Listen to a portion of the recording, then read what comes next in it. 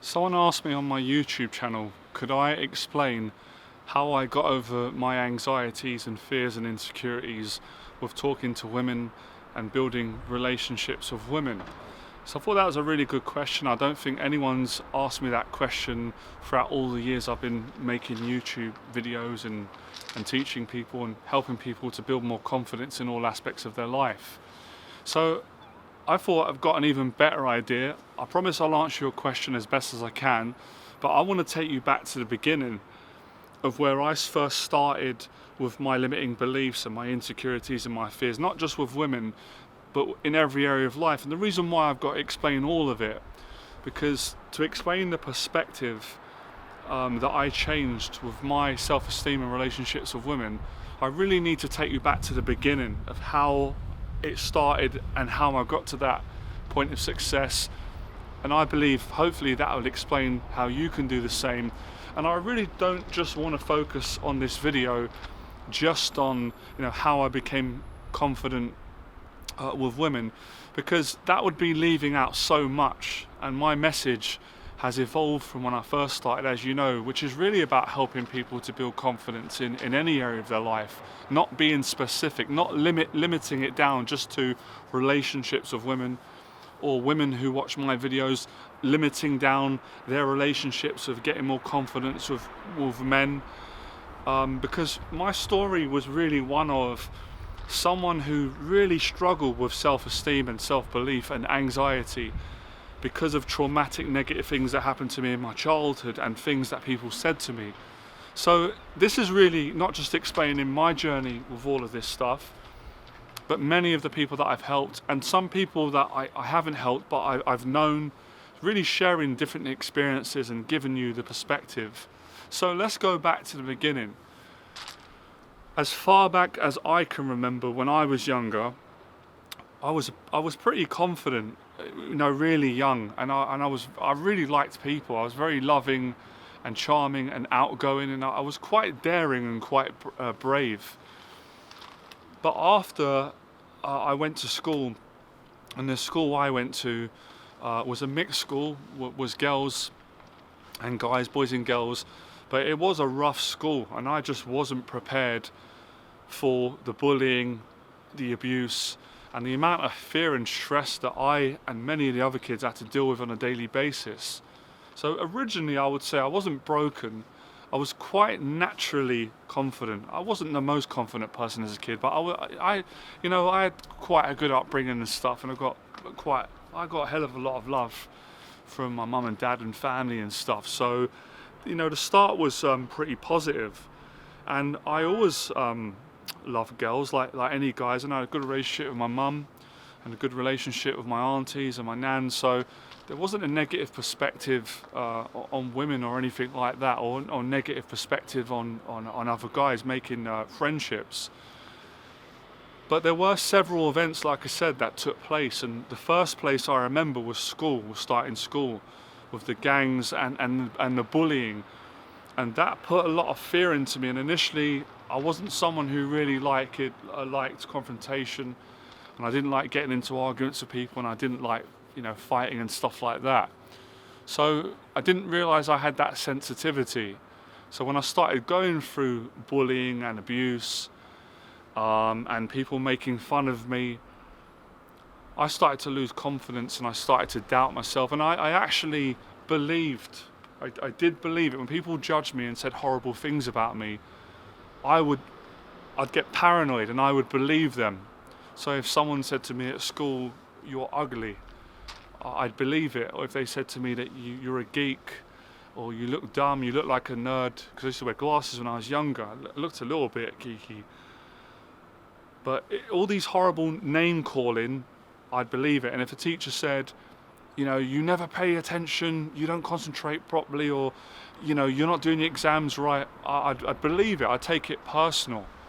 And that's where the insecurities started to develop, and that's when I started to get bad social anxiety and started to lose a lot of self-confidence in myself in all areas of life. I wouldn't be comfortable and confident doing new things that maybe a lot of people wouldn't even consider being scary. So I wasn't comfortable going to parties and family gatherings, and I started to become very shy, very recluse socially. And I started to be extremely worried and overwhelmed by stuff. So the damage started to take place in school. Then it started to continue around my area where I grew up. There were a lot of gangs, and I started to get paranoid and get very self-conscious about other people judging me, and I started to develop a lot of shame and a lot of embarrassment around how I looked, how I spoke, because I didn't have a way of dealing with criticism back then, and I wasn't aware of coaching and therapy back then. That didn't even exist in my world. So my whole thing at the time was, this shouldn't be happening in the first place. And I would judge myself for feeling bad, and I'd judge myself even more. And that would take me down a whole dark place of depression and self-doubt. And I was always creating scenarios in my head that could go wrong in social situations and life situations. So I wasn't confident, I lost the confidence, and that just spread it onto my relationships with girls and people and women. So the insecurity wasn't in one place, it was in every single place. And I didn't feel confident all the time around my family. And I didn't feel confident in school. And I didn't feel confident going on school trips. And I didn't feel confident in job interviews. And I didn't feel confident in group activities. And I didn't feel confident public speaking. And I didn't really feel confident, going out in public. So you can kind of hear in my story, there's just lots of fear and a lack of confidence. So, moving on in my life, when I started to try and be an adult and leave school and get a job, I just kept running into the same problem.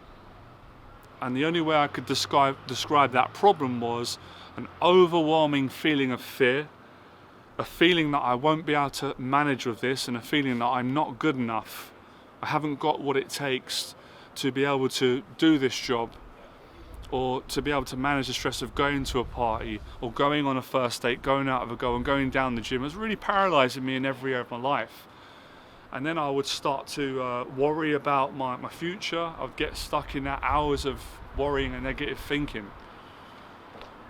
And then I got to a point in my life where I had a very defeatist attitude. I was already defeated before I even tried, because I was so negative and pessimistic about myself and about everything and untrusting. So I had no optimism at all. I had no positive mindset. Just getting that bee away. I didn't deal with stress easy, I didn't like any stress, I didn't like responsibility. I didn't like being told what to do, which I later realized had a lot of negative effect on my relationships and stuff like that, learning. So I was really my own worst enemy, because of not knowing how to deal with negative things that people have said and done to me. So my whole thing was, everything always seems to go wrong for me in every other area, and it's definitely going to go wrong with women. So I guess for a large proportion of my life, I was sabotaging any possibility of success in my life. I was projecting such doubt and insecurity and negativity and low self-worth that before I'd even gotten an opportunity to succeed at something, I'd already finalised in my mind that it's going to fail because I'm a failure. And what I would always do was, which was one of the most painful, hurtful things that I believe a lot of people do, I would always resort back to the past where things went wrong.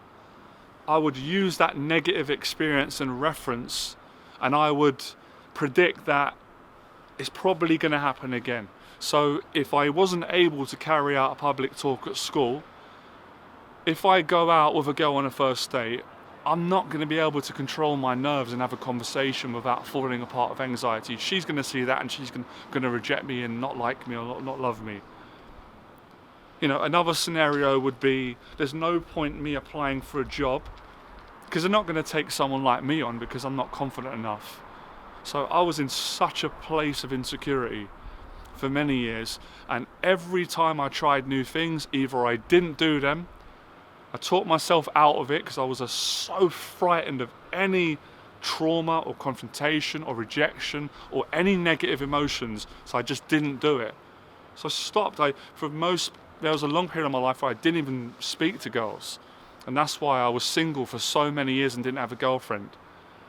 There was a long period I was unemployed. I wouldn't look for jobs. It wasn't because I was lazy. I was too frightened of getting turned down.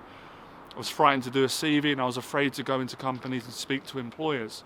I just found it really difficult dealing with other people. With fitness and training for a long period, I was skinny. I didn't like my body, but I didn't do much about it because I was too scared to go out into the gym. I was in that place, and I just got sick of it. Sick and tired of being scared all the time and feeling like a coward. So it got to a certain point, and this is the bit, I like all of the stories, great. It got to a point where it was so painful to be the way I was and to live the way that I was living.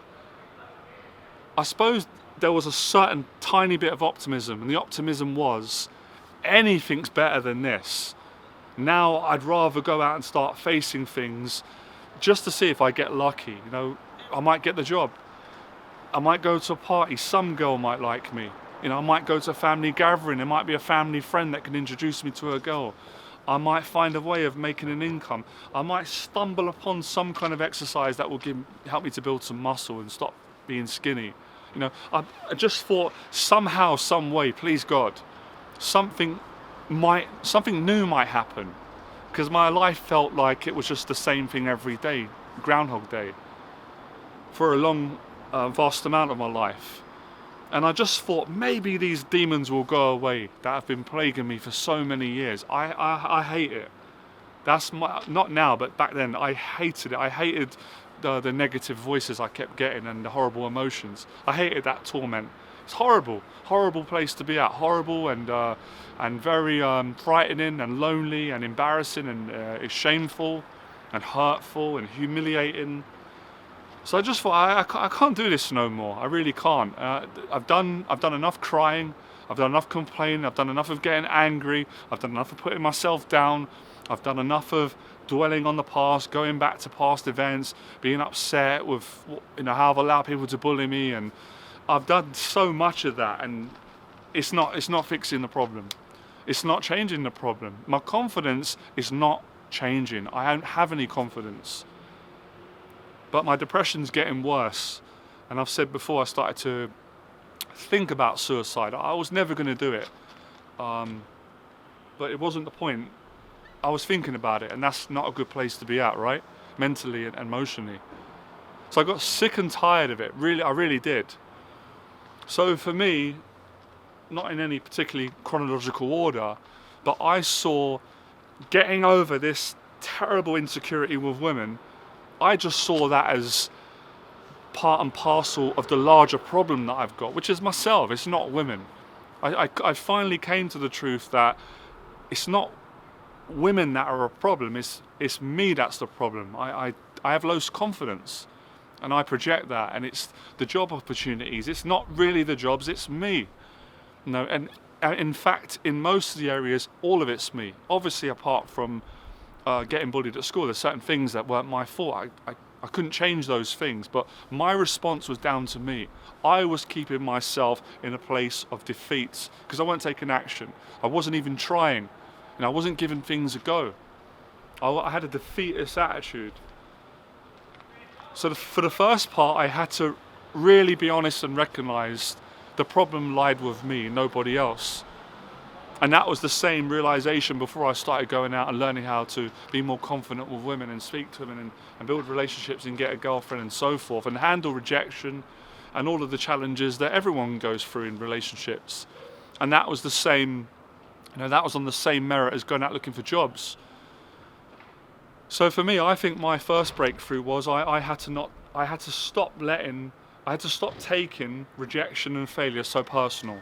Because I was really sensitive with it, I was so sensitive with failure. When I'd get a failure in my life, maybe it was a defense mechanism on my part, but I'd say, out of anger and rage towards myself, if this happens again, I'm going to kill myself, which is a terrible way to treat yourself, but I didn't know how to deal with stuff. I couldn't do what I'm doing now. I didn't have the openness and the confidence. I cared too much.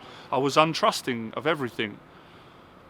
So I really had to learn to stop taking criticism so personal, or any perception of rejection. Example, if I asked a girl out and she said no, she's got a boyfriend, I had to learn not to let that destroy me. If I applied for a job and they said, unfortunately you didn't get a position, you wasn't suitable, whatever.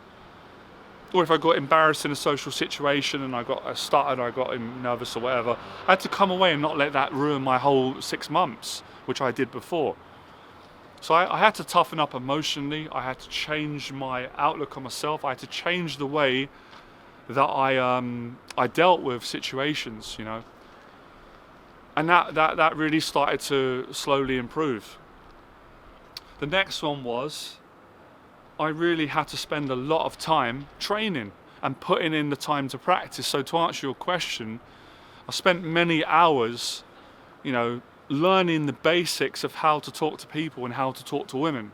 And for the most part, those basics were, learning how to control my nervousness and just say, hi, nice to meet you. There's nothing fancy, as you know. I don't believe in tricks and lines. I was never a fan of that, and I didn't really practice that. I just kind of went in cold, cold in the sense of not cold as a cold person, but cold in, I wasn't making up stuff. I was just being honest. And I had to build the confidence to be honest and open and learn, that, talking to women is no different to really talking to people. They're human, they've got feelings, I had to rationalise that in my head. I said, hang on, my mum's a woman, and I've got cousins that are women, aunties are women, they're lovely, I get along with them, I've had female friends growing up. It can't be that much more difficult for me to speak to a girl that I'm attracted to. So it was really about learning to compose myself and relax in stressful situations that I perceived to be stressful. And the way I did that was by breaking down my social interactions, because I didn't have the courage initially, like most guys, to just walk up to a girl and be able to, have a whole conversation. I couldn't get that far. So I would do what I could do at that time. And what I could do sometimes was ask for directions, was just say hello, just want to say hello, I'm Jonathan, nice to meet you. You look nice, okay, have a nice day. So I had to learn gradually. And, for every step that I learned, it got a little bit easier. I got a bit more self-confidence. And within that, I had to deal with rejection, a lot of rejection. So it was really about a gradual process. It wasn't an overnight thing. And I had to obviously, really flood my mind with a lot of self-help, motivational talks on YouTube to give me that positive reinforcement and encouragement that I didn't really get growing up, because it wasn't really available. Well, I didn't know it was available. So I had to spend time, retraining my mind and rebuilding myself from the damage that was done in childhood. And as I started to practice more, and this will give any guy hope, and I'm always grateful for this, a lot of women were pleasant towards me. Even when I was nervous and making mistakes, they were decent. And that gave me some encouragement. That started to change my perception of how I believed women saw me. Because when I first started, I believed women saw me as an ugly guy, as a guy that was socially awkward, as a guy that was weak. That's how I thought women saw me. So as I started to socialize and practice saying hello, how are you, and being complimentary, the belief started to slowly change, and it was, I can't give you like an exact example, because I had lots of conversations with women, as a lot of you know, and with people, but I did start getting, more positive, encouraging people in my life, which also helped as well. So it was a long, hard, uphill struggle, but I never quit. And I think that's one of the big keys for a lot of people, is that they quit in life. They quit when it gets hard.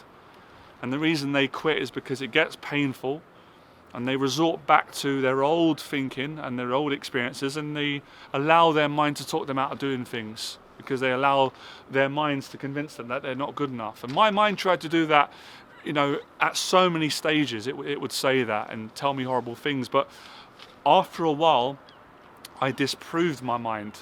So, the fact that I thought women thought I was ugly, well, there was quite a lot of times where a girl, just in a conversation, if I would just be talking genuine, say she looked nice, and she'd say, "Yo, you're a really handsome guy as well," or "You look really nice," or "You got a lovely smile," and that was such a shock for me.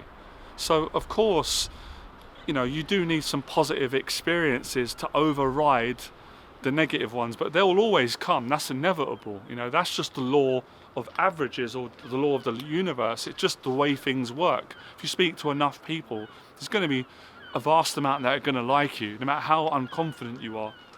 So it was a process. I think guys forget that when they see me or see anyone who's confident or successful at what they do. And there was a lot of disappointment. There was a lot of heartache. I remember a time in central London where I got so down on myself because I was trying to go out and find a girlfriend and get a date, and I was being genuine and respectful and honest, and I was just getting toned down, and I nearly broke down, and he broke down crying in public because I had such a bad day, and I was going through a lot of depression at the time, stress of life, and I was living at my parents. I wanted to get out. I wasn't working. I was really up against it, along with trying to find a girlfriend and deal with this anxiety, that it all just came crashing down. I remember that day in Trafalgar Square, and I had an awful feeling in me that I felt it's over, a feeling that it's over. And I sat on the stairs, and I just felt like breaking down. And it's like everything came at me, It just all came on top, all the past, all my problems, all my insecurities. It really triggered all of this stuff. But I remember another voice or a feeling was there, an intuitive feeling, which said, no. There's something beyond this. This is horrible now and it feels horrible, but don't quit. I don't know, I had a motivation which came after this feeling of being low, and I did cry a little bit, and that felt a little bit humiliating because I was about in my 20s then. But a fire in me came after, and I don't know if that was a combination of the motivational stuff I was listening to from Les Brown, some of how my father brought me up, my mum. It could be a combination, it didn't really matter, but something in me told me it's going to work out for me, that I am going to find a girlfriend, because that's all I really wanted to do starting out. I wasn't interested in being a womanizer, or so. I just wanted one girlfriend, fall in love, be happy, get a job, make a living. I didn't really expect much. That was all I wanted. I really did. And just to better myself. So the motivation for me, I can't speak for all you guys, it was never just about going out and just being cool with women. I was quite an intelligent guy in that sense. I always thought about getting my life as best as I could, because I knew that the anxiety was not just a problem with women, it was a problem in general, in every area of my life. So I wanted to fix all these areas, and speaking to women was just one avenue that I was able to do that. And then I went into other avenues, and then after that day, I remember I had a good day. And quite, as I said, I wouldn't be here if it wasn't for so many kind, nice women, as well as obviously a lot of kind guys who were almost encouraging, very encouraging. And of course, eventually, when I did get a date and it went really well, I came away and I felt great about myself, because that proved to me that I'm not unattractive or undateable. And I got proof for myself that I've got the ability to connect with another human being and be honest. Because that's all I ever wanted to be with women. I didn't want to be dishonest and use tricks. I never liked it. It was encouraged within the culture that I grew up in, and I didn't like it. I didn't feel good about it. It didn't go in line with my values. And I knew deep down that I'm not going to believe someone who tells me that I can't be myself with women. I'm not going to buy that. And because I was determined, I didn't buy that, and I proved that. I'm not saying I'm right, but it was right. I eventually started learning to be attractive towards women by being myself and by being honest. And that started giving me a lot of confidence. And I was like, wow, women are actually, they're nice. I thought they didn't like me. I thought I'm not good enough. It wasn't actually true. It was all in my own head. So simultaneously, as I started to gain more confidence, talking to women and building relationships with women, that confidence carried over to my career, or jobs. And I was able to use that confidence and get a job. And that confidence I got from working in the workplaces, dealing with people, that gave me some confidence later on to make these YouTube videos. And then that confidence carried out and gave me the confidence to then start coaching people one-on-one in person. And then that confidence gave me the confidence to do interviews and stuff. So confidence spreads. My confidence spread it in every area of my life. And then things all just kind of came into play. So I did it gradually, bit by bit, and I think people forget that today. They think that they've got to do it all in one go. So that's really how I did it. And as I said, I failed many times in every single area, with women, with relationships, with business, with events, with getting clients, but I never quit. I might have stopped for a week because I got down on myself, but I would always return. I had that in me, and I don't know if that's born. I don't know if some people can build that. I think to a certain extent with a good teacher and someone who's very open, they can. But I also think some people genetically might not have that level of toughness in them. I don't know. I don't have all the answers, guys and girls, but I do know this much. So my story is really one of someone who didn't believe in themselves because of negative things that happened to them growing up, but someone that got so sick of being in that predicament that decided to challenge and to face my demons and my fears. And in doing so, I gained confidence and started to have positive experience, and through those positive experiences gain confidence, and through the negative experiences gain confidence, and my perspective started to change on life and challenges and fear and anxiety, success, motivation.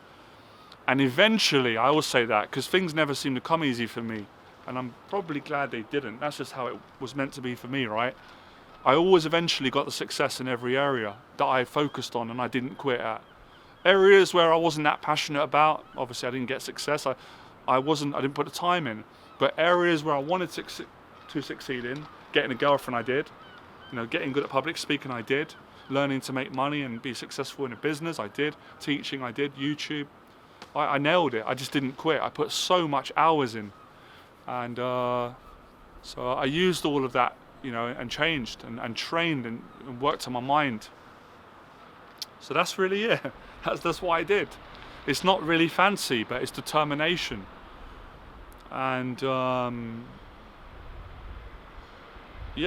really confident that you watching this video could achieve your goals and dreams in your life if you are determined and motivated enough, and you've got the bottle and the courage, and you get the support, and you do all the things that any determined person would do. You'd succeed. There's no excuses at all. And at the end of the day, our own issues are our own issues, and until we change them, well, no one else can really do it for us. They can help us and encourage us and maybe make us realize things, but it lies down to the individual. And I took responsibility. I took a lot of action. I didn't quit when things got tough. I got sad at times. I cried. I complained. I got angry. All the normal human, but I always got back on my horse, and I tried hard, and I learned. I did learn. I did look at myself. I did get advice. I did change things. I did ask people for their opinion on where I could improve. I was able to do that eventually. I changed my character in that regard, and that really helped. And a lot of people are not willing to do that, unfortunately. They're not willing to admit that they're wrong and to change it. But those who are will always be successful. So that's it. That's how I did it. I became fearless. I became fearless in every area of my life that I choose to improve at, and I succeeded. And I used every failure, every heartache, every depressing day as motivation, as fuel, as feedback, as tools to go into the next day giving it a better shot, a better approach at life, whatever I was doing. And I built from that. And I built a better mindset, a better attitude. And of course, I changed a lot. Obviously, you can't change everything about yourself, but you can change a lot. So at the core, I still feel the same as when I was younger, but a lot more confident in life and more experience. And obviously, when you achieve success, well, that gives you full evidence and proof that you are good enough. Anyway, become fearless, and that's how I did it.